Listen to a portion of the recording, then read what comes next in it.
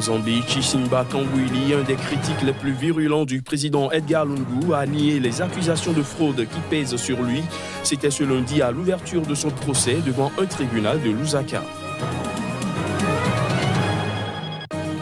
En Côte d'Ivoire, le PDCI, membre de la coalition au pouvoir, a rejeté la mise en place d'un parti unifié avant la présidentielle de 2020, un projet pourtant soutenu par son grand allié, le président Alassane Ouattara.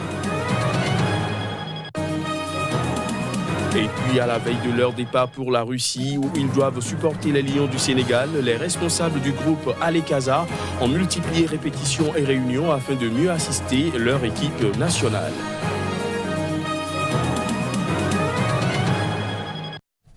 Voilà pour les titres. Bonsoir à tous. En Zambie, l'ex-ministre Chisimba Kambwili, un des critiques les plus virulents du président Edgar Lungu, a nié les accusations de fraude qui pèsent contre lui. C'était ce lundi à l'ouverture de son procès devant un tribunal de Lusaka, la capitale. Un procès dont la prochaine audience a été fixée au 3 septembre. Reportage. Arrêté en mars à son domicile de Lusaka, la capitale zambienne, Chisimba Kambwili, élu du Front patriotique, le parti au pouvoir, est accusé d'avoir acquis des propriétés avec des fonds d'origine suspecte et obtenu des avantages financiers indus. Les accusations de fraude qu'il a niées ce lundi à l'ouverture de son procès devant un tribunal de Lusaka. Au total, 39 chefs d'accusation ont été retenus contre lui. Ex-ministre de la Communication et des Affaires étrangères, Chisimba Kambwili a été limogé en novembre 2016 par le président Edgar Lungu sur la foi d'accusations de malversation. Toujours député du parti au pouvoir, il est devenu un des critiques les plus virulents du président Lungu et de son gouvernement, dont il n'a de cesse de dénoncer la corruption. Au pouvoir depuis 2015, Edgar Lungu est accusé depuis plusieurs mois par ses adversaires de dérive autoritaire. Ses critiques lui reprochent notamment l'incarcération pendant 4 mois de son principal rival Hakainde Hichilema et l'instauration pendant 3 mois d'un état d'urgence en 2017. La prochaine audience du procès de Chisimba Kambwili a été fixée au 3 septembre. Au Malawi, c'est désormais une certitude. L'ancienne présidente Joyce Banda a annoncé ce lundi sa décision de solliciter l'investiture de son parti pour l'élection présidentielle prévue l'année prochaine. Rentrée récemment au pays après un exil volontaire de 4 ans, elle disait ne pas savoir si elle serait candidate. Plus de précisions à travers cet élément.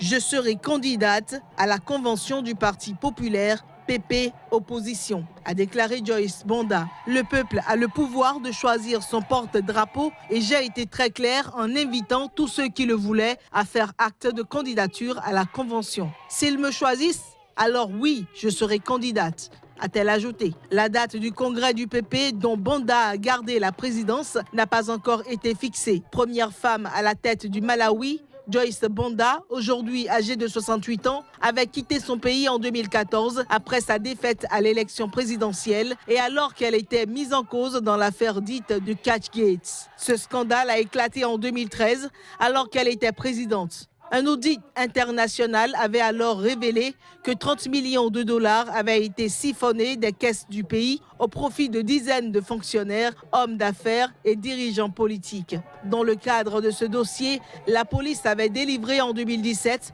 un mandat d'arrêt contre Joyce Banda. L'ex-chef de l'État est rentré dans son pays fin avril, mais n'a pas été inquiété par les autorités. Elle a nié toute implication dans l'affaire, dénonçant des accusations politiques. Élu en 2014 face à Banda, l'actuel président du Malawi, Peter Mutharika, fait l'objet de vives critiques. Des milliers de personnes ont défilé en avril dans plusieurs villes de ce petit pays pauvre d'Afrique australe pour protester contre la corruption, les premières manifestations antigouvernementales depuis 2011.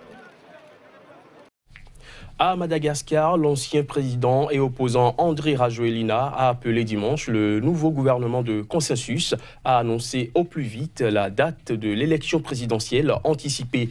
Une élection censée sortir le pays de la crise qu'elle traverse actuellement. Les détails.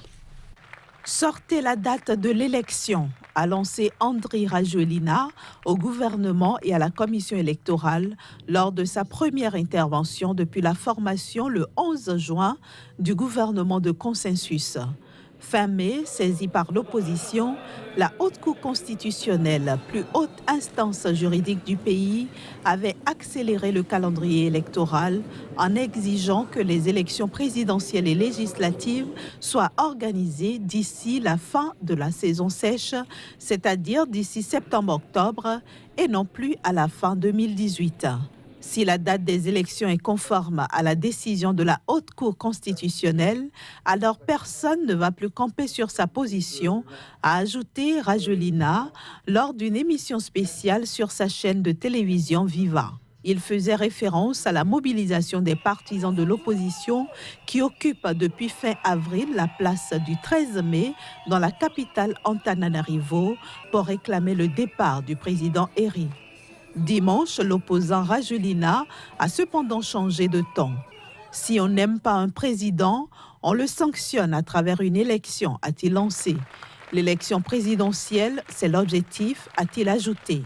Le président Eri a en effet récemment nommé un premier ministre de consensus conformément à la décision de la Haute Cour constitutionnelle pour sortir le pays de l'impasse politique. L'opposition a décroché une petite dizaine de ministères dans le nouveau gouvernement. Mais pour les manifestants du 13 mai, le compte n'y est pas et les rassemblements se poursuivent. Élu en 2013, le président Eri n'a pas encore annoncé s'il briguerait ou non un second mandat cette année.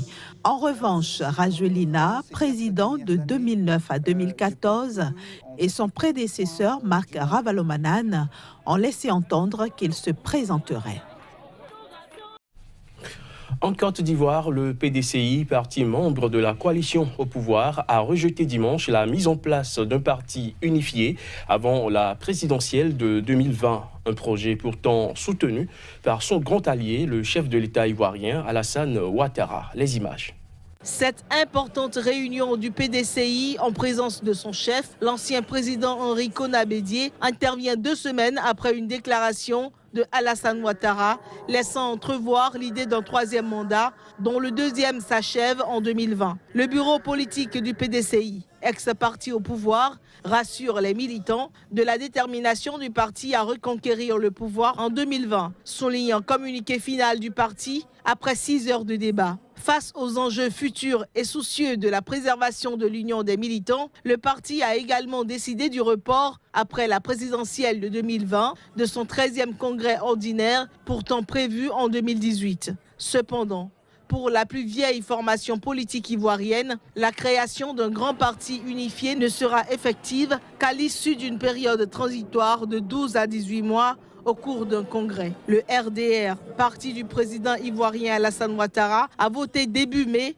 lors d'un congrès extraordinaire pour la formation d'un grand parti unifié avec ses alliés au pouvoir, mais veut une primaire avant la présidentielle de 2020. La transformation en un parti unifié de la coalition au pouvoir, Rassemblement des oufouettistes pour la démocratie et la paix, RHDP, est un serpent de mer de la politique ivoirienne depuis une dizaine d'années. Voulue par le président Ouattara, elle se heurtait à des réticences au sein de son propre parti, mais surtout de ses alliés et notamment du principal d'entre eux, le PDCI, de l'ancien président Henri Konan Bédié, qui a permis son élection en 2010 et 2015. Un des points d'achoppement est justement l'investiture du candidat à la présidentielle de 2020. Une partie des membres du PDCI estime que cette investiture revient de droit à leur formation, puisqu'ils ont soutenu celle du RDR à 2 reprises. Le Front citoyen Togo Debout, créé en 2017, milite pour le retour de la paix durable au Togo. La semaine écoulée, les membres et sympathisants de ce nouveau mouvement, regroupant des syndicats et des organisations de la société civile, étaient face aux médias. On fait le point avec Ferdinand Gadé. Prôner le vivre ensemble par la culture de la paix, le Front citoyen Togo Debout réunit la population à la cause en ce temps de crise que traverse le pays depuis le 19 août 2017.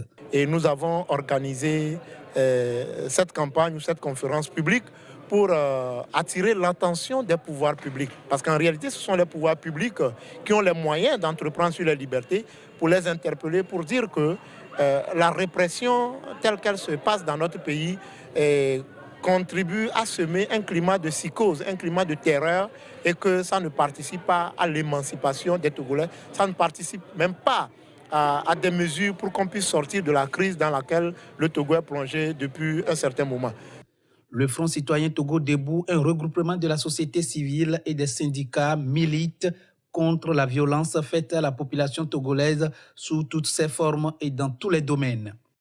Nous pensons que le message va atteindre la cible, mais aussi c'est une campagne que nous avons lancée et nous allons multiplier les actes qui s'inscrivent dans cette campagne, notamment en rencontrant les autorités compétentes. Et je crois que c'est un patrimoine pour nous tous de savoir que puisque la personne humaine est inviolable et sacrée, puisque la personne humaine doit être placée au centre de toutes les entreprises humaines, on ne peut pas, comme d'habitude, comme tout le monde le sait, on ne peut pas chercher à accéder au pouvoir en marchant sur des vies humaines.